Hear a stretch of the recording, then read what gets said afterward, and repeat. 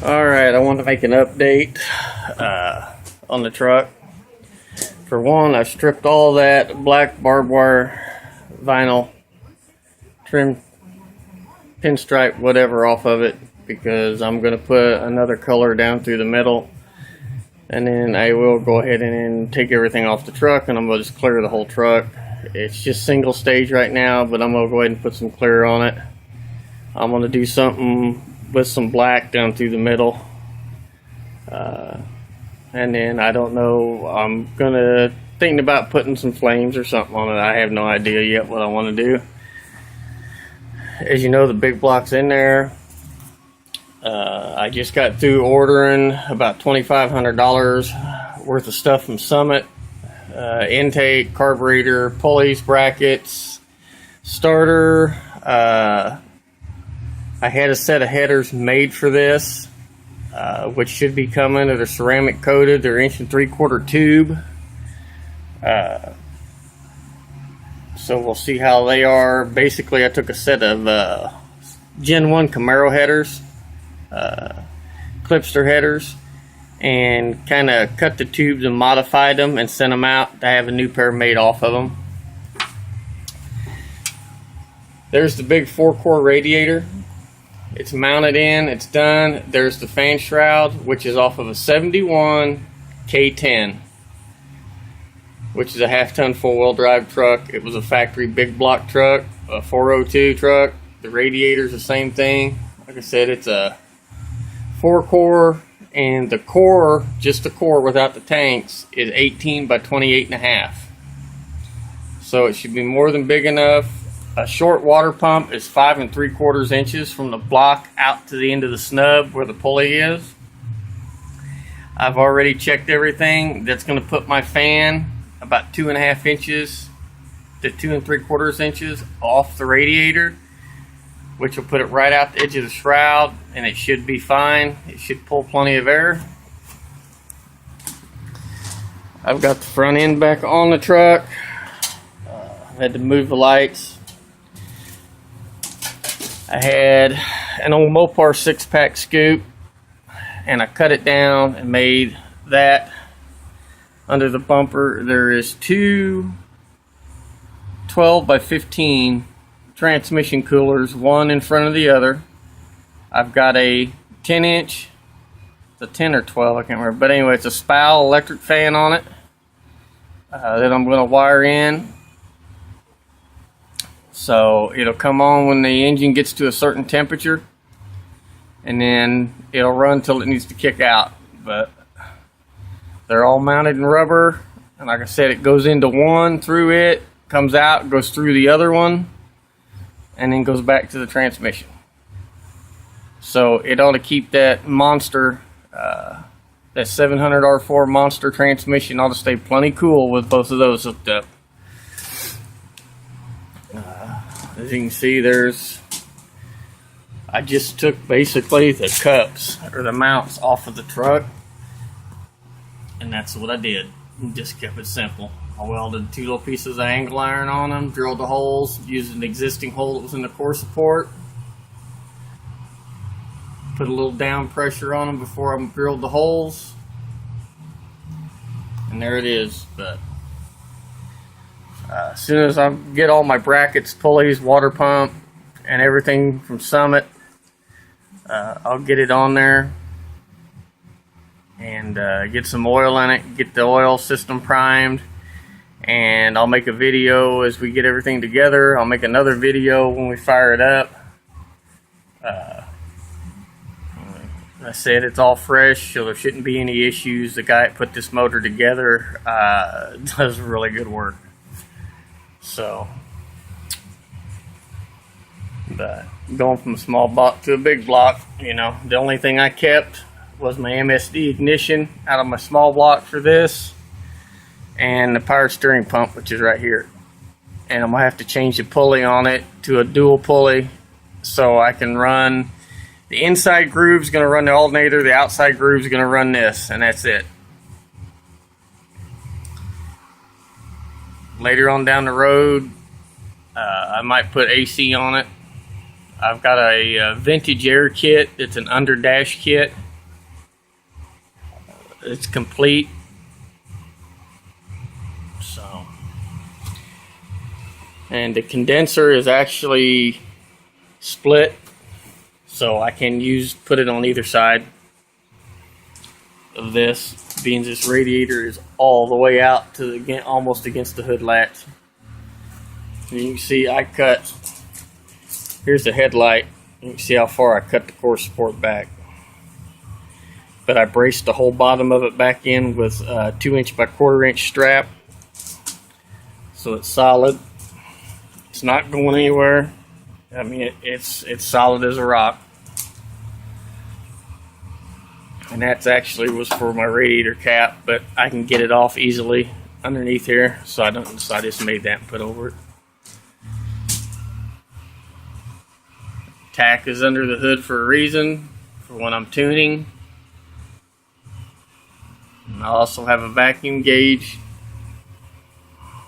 I'm going to run a temperature gauge, one in each head. That way I can tell which side might be running lean, which bank might be running rich, to help adjust the carburetor better. And I'm also going to run one in the intake manifold. I'm going to run an oil pressure gauge in the front and the back. There's a provision in the front up here for an oil pressure gauge, and there's one back there, and I'm going to run both of them. I know it sounds like overkill, but that's just the way I do things. When you've got as much money tied up in something as I do in this, and you know, I sold a dually pickup I had, the one I painted green and gray. I sold it in order, I got $5,500 out of that truck, an 85 F350. That's what paid in for all this. So, you know, I ain't made of money, none of us are, so you do what you got to do.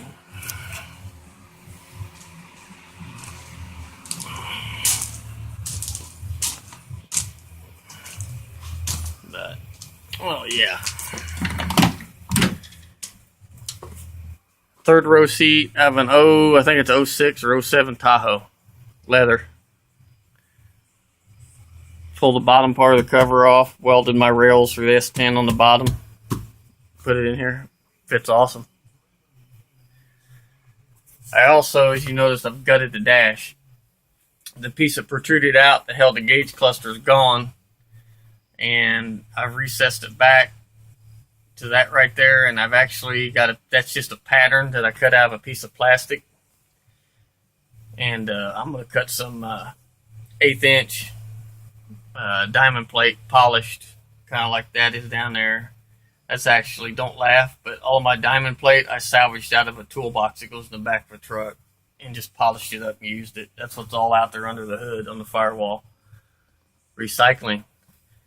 But anyway, yeah, I'm going to mount all the gauges in that because I don't like that piece sticking clear out in your face. And switch panels up there, that's just, again, a piece of plastic I made a template out of. It's going to be aluminum, and it's going to go where those two vents are for all the switches for everything. And I gutted the fuse box. Wiring, that's just wiring for stereo speakers hanging down. I've got a painless wiring 12 fuse panel. It's actually circuit breakers you can reset. It's going in the glove box to wire it up. I'm not using the factory box this time. I'm just going to find the hot wire coming off the brake light switch. Use it to wire in for the brake lights and the turn signals, which I've already got marked actually under the dash. I use test light to find them, and they're marked. That's why you don't see, because the rest of that mess of crap right there is going to go bye-bye, that wiring. And all that mess of crap for the front lights is going to go bye-bye. I temporaried all of it just so I could drive it. Popos around here, they're assholes. And my son put those on there, and then they're going to come right back off when I clear it. I've tried clearing over vinyl. Sometimes you can get away with small stuff, but most of the time ends up bubbling and blistering and cracking around it, and it comes off. Anyway, like that right there. I got more of those. I'll have to put another set on. Yep, bell housing cover. But yeah, other than that, that's all that's been going on.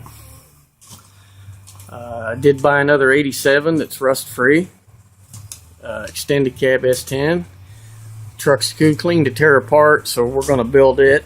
My boy wants a extended cab, and I also bought a 97 extended cab S10 two-wheel drive that puked the head gasket on a 2.2. And it's got one little dent up here in the front fender about the size of a silver dollar. Other than that, it's perfect. You don't even need to repaint it. Other than it's red, and I hate freaking red. But anyhow, that one will go for my daughter. So, two 15-year-olds both getting ready to drive at the same time. So, I'm just going to stuff 2 crate motors in them, a couple 290 horse 350 crate motors down in them, 350 turbo, put the air and everything back on them, and run them. So, but that's it on this one. It will be leaving here pretty soon and going over to the big shop. So, I'm getting tired of working in here. This is still just gravel in here. That's wood back there, that floor. But I'm tired of this and the dust from it. I ain't gonna get it done this so it'll go over to the other house. So I'll put it on a trailer and tarp it over, because I got one kid that just is driving me nuts wanting to buy this truck, and it ain't for sale. I'll be buried in this damn thing. But that's all that's going on. So anybody that wants to think about putting a big block in, it's not hard to do. Small block mounts is what I used. Modified the driver's side mount so it'd clear the casting bosses and stuff on the block.